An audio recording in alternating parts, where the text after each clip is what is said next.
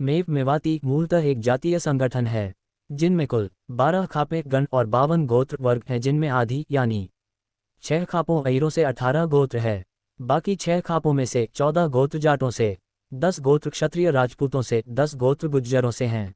बहादुर नहार द्वार 1353 ईस्वी में स्थापित राजा हसन खां मेवाती मेवात राज्य का वह 7वां शासक था। अलवर उनके राज्य की राजधानी थी। अलवर के उत्तर पश्चिम अरावली पर्वत श्रृंखला की एक चोटी पर हसन खां ने एक मजबूत किले का निर्माण कराया था। इस किले की बुलंदी तकरीबन 1000 फीट है, इसकी लंबाई 3 मील और चौड़ाई 1 मील है। उनके किले में 15 बड़ी और 52 छोटी बुर्जियां हैं। इस किले पर करीब 3500 कंगूरे हैं। ये किला बाला किला के नाम से मशहूर है।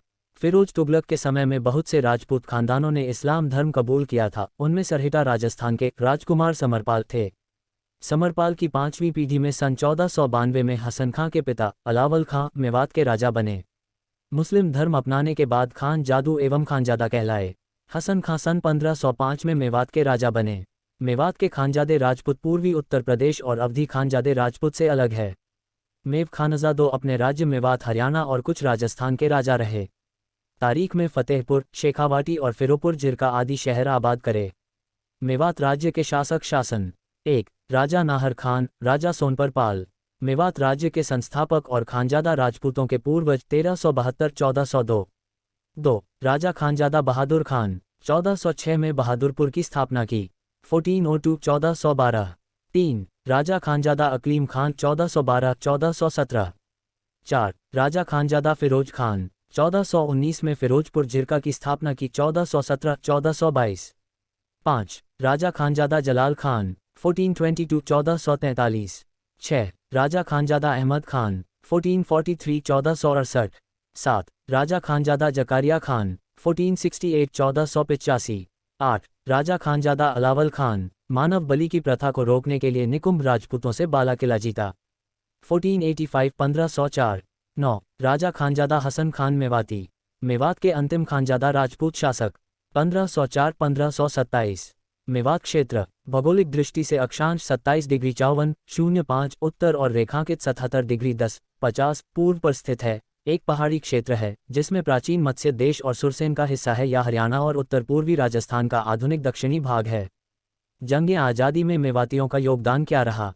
स्वतंत्रता के महासंग्राम में मेवात और गुड़गांव में भी ऐतिहासिक लड़ाई लड़ी गई थी। आज़ादी की पहली क्रांति में मेवातियों ने अपना पूरा सहयोग दिया था। इसका जिक्र इतिहास की पुस्तकों में पढ़ने को मिलता है। मेवात के जाने माने लेखक सिद्दीक अहमद मेव अपनी पुस्तक जरा याद करो कुर्बानी में लिखते हैं कि 10 मई 1857 को मेवात के चांद खां ने पहली बार यहां आज़ादी का बिगुल बजाया था। इसके बाद गुलामी से बेदम हो रहे हिंदुस्तानी सिपाही अंग्रेजों पर टूट पड़े। उनके बंगलों व ऑफिसों को आग के हवाले कर दिया और अंग्रेजों को मौत के घाट उतारना शुरू कर दिया। वहीं मेरठ के सिपाही 11 मई 1857 को दिल्ली पहुंचे और बादशाह जफर को हिंदुस्तान का बादशाह ऐलान कर दिया। उसी शाम करीब 300 भारतीय सिपाही गुड़गांव की ओर कूच कर गए। गुड़गांव के कलेक्टर मजिस्ट्रेट विलियम फोर्ड ने बिजवासन गांव के पास इन क्रांतिकारियों को रोकने की कोशिश की, लेकिन नाकाम रहे। आसपास के गांवों के लोग गुड़गांव के नवाब अहमद मिर्जा खान व नाय अब्दुल्ला जान क्रांतिकारियों के साथ मिल गए। अगली सुबह यानी 12 मई को क्रांतिकारियों ने गुड़गांव पर हमला बोल दिया। इस बार भी फोर्ड उन्हें रोकने में नाकाम रहा। इससे निराश हो फोर्ड भौंसी सिलानी, पलवल व मोहना होते हुए मथुरा की ओर जान बचाकर भागा। वहीं क्रांतिकारियों ने गुड़गांव के सरकारी खजाने से 7.84 लाख रुपये निकाल दिल्ली भेज दिए। उस समय गुड़गांव की आबादी 6,62,500 थी, जिसमें से मेवों की संख्या 1,10,415 थी। इतनी कम तादाद के बावजूद मेवों बहादुरी व हिम्मत के साथ अंग्रेजों का सामना किया। इससे मेवातियों का हौसला 7वें आसमान पर था।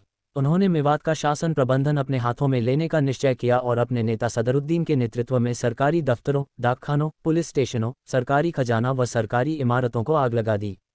तावडू, सोहना, फिरोजपुर, पुन्हाना, पिंगांव में उन्हें किसी परेशानी का सामना नहीं करना पड़ा, लेकिन नूंह में स्थानीय खानजादों और ब्रिटिश सिपाहियों से उनका जोरदार मुकाबला हुआ।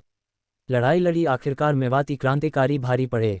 अंग्रेज परस्त खानजादों व ब्रिटिश सिपाहियों को भारी जान माल का नुकसान उठाना। कब्रिस्तान या पाकिस्तान नारे के बावजूद हिंदुस्तान छोड़ने से इनकार कर गए थे मेवात के मुसलमान। वर्तमान में हरियाणा के मेवात में एक धार्मिक यात्रा से उपजी सांप्रदायिक हिंसा की आग आसपास के जिलों तक पहुंच गई है। हिंसा मंगलवार को भी जारी रही, जिसके बाद नूंह में कर्फ्यू लगाना पड़ा है। देश में फैले सांप्रदायिक दंगों के दौरान गांधी मेवात के मुसलमानों के पास पहुंचे थे। हरियाणा के मेवात का जो इलाका आज हिंदू मुस्लिम दंगों की आग में झुलस रहा है, वहां जब 1947 में बंटवारे के वक्त कत्लेआम हो रहा था तो कब्रिस्तान या पाकिस्तान के नारे के बावजूद वहां के मुसलमानों ने वतन छोड़कर नहीं जाने का संकल्प ले लिया था। कहते हैं कि इन मुसलमानों का प्रतिनिधिमंडल सितंबर 1947 में बिरला हाउस में महात्मा गांधी से मिलने गया था और कहा था, बापू हम वतन छोड़कर नहीं जाना चाहते। इसके बाद बापू भी मेवात गए और मेवात को हिंदुस्तान की रीढ़ बताते हुए कहा कि वहां के मुसलमानों को देश छोड़ने के लिए मजबूर नहीं किया जाएगा। गांधी के अनुरोध पर पाकिस्तान नहीं गए थे मेवात के मुसलमान। भारत को अंग्रेजों से आज़ादी बंटवारे की त्रासदी के साथ मिली थी। तब देश के कई हिस्सों में सांप्रदायिक दंगे हुए थे। ऐसे इलाकों में मेवात क्षेत्र का भी नाम है, जो तब उत्तर प्रदेश, हरियाणा और राजस्थान में फैला हुआ था। मेवात में रहने वाले मेव समुदाय के बहुसंख्यक लोग इस्लाम को मानते हैं, लेकिन कई हिंदू रीति रिवाजों का भी पालन करते हैं। गांधी अपनी हत्या 30 जनवरी 1948 से करीब एक माह पहले 9 दिसंबर 1947 में मेवात की यात्रा पर गए थे। उन्होंने मेवात के मुसलमानों को आश्वासन दिया था कि उन्हें भारत छोड़ने के लिए मजबूर नहीं किया जाएगा।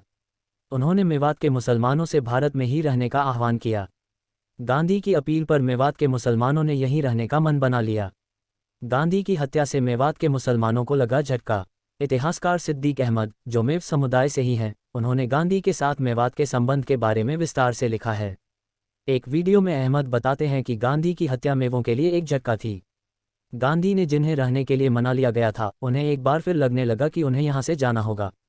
मेवात की महिलाएं एक गीत गाती थीं, भरोसा उठ गयो मेवान का, गोली लागी है गांधी जी के छाती बीच। जब भयंकर हिंसा झेलकर भी नहीं गए पाकिस्तान। साल 1933 में अलवर के शाही परिवार ने किसानों पर भारी कर लगाया था। मेवों ने इसके खिलाफ एक सफल आंदोलन चलाया, जिसके कारण अंग्रेजों ने अलवर राजा को पद से हटाकर राज्य का प्रशासन अपने हाथ में ले लिया। आज़ादी के वक्त विभाजन का मौका देख अलवर के राजा ने मेवों से बदला लेने की ठानी। मेवों पर भयंकर अत्याचार शुरू हुआ। भरतपुर और अलवर रियासतों में मेवों की कुल आबादी लगभग 200,000 थी। सांप्रदायिक दंगों में अकेले भरतपुर रियासत में 30,000 मेव मारे गए। भरतपुर के राजा ने तो मेवात के मुसलमानों के लिए कब्रिस्तान या पाकिस्तान नारा ही दे दिया था। अलवर में भी रातों रात भीड़ द्वारा मेवों की हत्या कर दी जाती, कहीं कहीं बेदखल कर दिया गया। उनके गांव जमींदोज कर दिए गए। केवल उन्हें ही रहने की अनुमति मिली जिन्होंने कथित शुद्धि यानी धर्मांतरण स्वीकार किया। वह हिंसा स्वतः स्फूर्त नहीं थी, उसे पूरी तरह से रियासतों द्वारा आयोजित किया गया था, जिसे उन संगठनों ने चलाया जिन्हें आज हिंदू दक्षिणपंथी संगठनों के रूप में जाना जाता है। जो लोग हिंसा से बचे हुए प्रतीक्षा शिविरों में भाग गए, जहां लोग तब तक रहते थे जब तक उन्हें पाकिस्तान नहीं भेज दिया जाता। 19 दिसंबर 1947 को महात्मा गांधी मेवात आए, तब जाकर हिंसा रुकी और मेव कौम आबाद हुई। देश के आज़ादी के बाद भी आज मेवात देश में सबसे पिछड़ा है। हसन खान एक गलती नहीं करते तो आज मेवात अलग राज्य होता। हसन खान अगर राणा सांगा के साथ मिलकर बाबर के साथ युद्ध नहीं लड़ते तो आज अलवर भरतपुर रियासत पर मेवों का कब्जा होता। मेव कौम दर दर नहीं भटकती, न पाकिस्तान जाती, न देश में अलग अलग हिस्सों में टुकड़ों में आबाद होती, न आज़ादी के वक्त मारे जाते, बल्कि आज एक सशक्त मजबूत राज्य के रूप में उभरती। फिर दोहरा रहे हैं हसन खान वाली गलती। जी हाँ, आज जिस तरह मेवात के नेता पार्टियों के गुलाम बन चुके हैं, मेवात के भविष्य के लिए कोई सोच नहीं रखते हैं, मेवात का अपना राजनीति फ्रंट या सामाजिक मजबूत संगठन नहीं है, जिसकी वजह से आज शोषण, अत्याचार, अन्याय, बेरोजगारी, अशिक्षा, सामाजिक बुराइयां आम हो चुकी है। अगर समय रहते एक प्लेटफॉर्म पर नहीं आए तो वह दिन दूर नहीं जब मेवातियों के हालात खराब हो जाएंगे और अपनी यह आज़ादी भी खो देंगे। ऐसी ही जानकारी के लिए हमारे चैनल को सब्सक्राइब जरूर करें।